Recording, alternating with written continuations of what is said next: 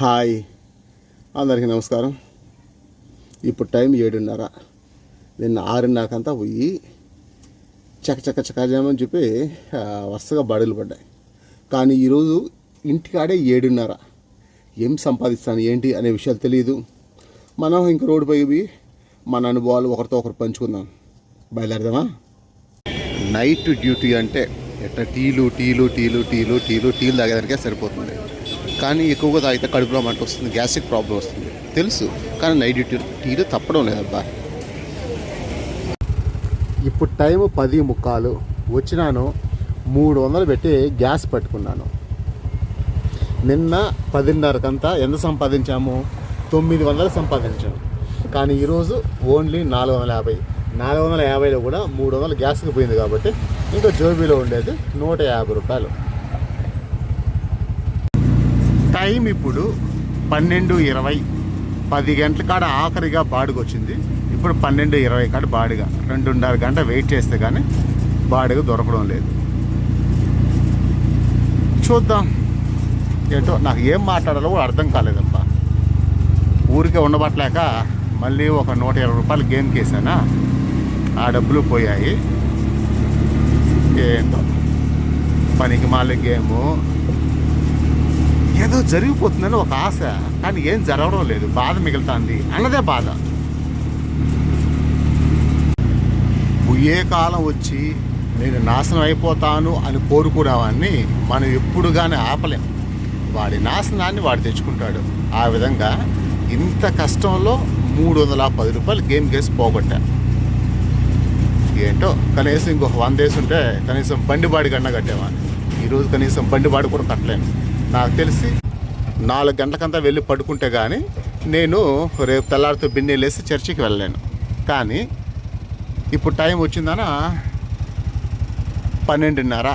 4 గంటలకంటే 1:30, 2:30, 3:30 గంట ఉంది. ఈ 3:30లో నేను ఏం సంపాదిస్తానో ఏంటో నాకు అదే తెలియదు. బండిబాడికి ఏం కడతానో తెలియదు. ఆ తర్వాత తిరిగాను కదా, గ్యాస్ పట్టాలి కదా. ఖచ్చితంగా ఈరోజు నేను చేసిన బిగ్గెస్ట్ మిస్టేక్ ఇది. టైం ఇప్పుడు 5 అవుతాను. రేణిగుంటలో బయలుదేరినాను. ఇంటికి వెళ్ళాలంటే సుమారు 12 కిలోమీటర్లు. విన్నే పోయి పడుకుంటే విన్నే లేచి మధ్యాహ్నం ఈరోజు చర్చికి వెళ్ళాలి. ఎందుకంటే ఈరోజు ఆదివారం కదా, అదే విషయం.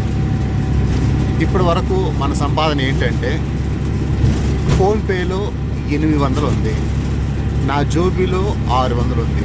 మొత్తం కలిపి 1400. 8, 6, 14 కదా. అది కాకుండా గేమ్లో పోయింది 300. 14, 3, 1700. 1700 సంపాదించాము. అది కాకుండా 300 గ్యాస్ పట్టాము. ప్రస్తుతానికి ఉండే గ్యాస్ 2 పాయింట్లు ఉంది. నేను నిద్రలేసే కొద్దిగా అది 1 పాయింట్ చూపిస్తుంది. నాకైతే తెలుసు. మళ్ళీ అయితే గ్యాస్ పట్టుకోవాలి. అంటే ఓవరాల్గా 1700 సంపాదించాము ఈరోజు నైట్ డ్యూటీలో. ఈరోజు అయితే బండి బాడికి ఇవ్వడం లేదు. సోమవారం నాటికి బండికి ఆయిల్ సర్వీస్ చేయించాలి. మనం బండి బాడికి డబ్బులు ఇచ్చేసామనుకో ఆయిల్ సర్వీస్కి మనకు డబ్బులు లేకుండా అయిపోతాయి. కాబట్టి ఆయిల్ సర్వీస్ చేయించేసాయి. బండి బాడీ డబ్బులతో నేను ఆయిల్ సర్వీస్ చేయించాను అని చెప్పి బండి ఓనర్కి అయితే లెక్క చెప్పేద్దాము.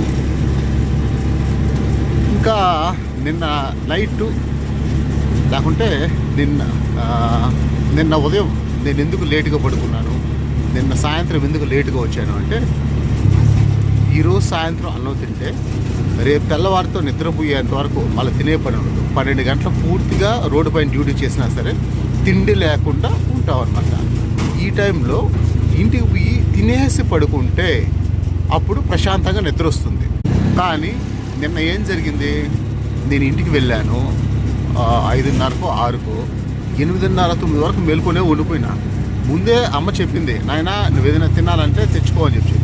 నేను 5:30కి ఇంటికాడకి వెళ్తే టౌన్లోంచి అప్పుడు నాకు 5:30కి ఏం దొరుకుతుంది తినడానికి. అలా ఏమీ దొరకకపోవడం వల్ల ఉత్త అన్నం మాత్రమే ఉంటుంది. ఉప్పేసి కలుపుకొని తాగలేము, పెరిగేసి కలుపుకొని తాగలేము. తెల్లవారితో జిల్లని ఉంటుంది. దానివల్ల ఏమీ తినలేదు. అలా తినకపోవడం వల్ల నిద్ర పోయేది లేట్ అయిపోయింది. దానివల్ల నిద్ర లేచేది లేట్ అయిపోయింది. అలా జరిగిందనమాట. కనీసం ఇప్పుడైనా ఏదైనా ఉందో లేదో ఇంట్లో అయితే తెలియదు. చూద్దాం ఏం జరుగుతుందో.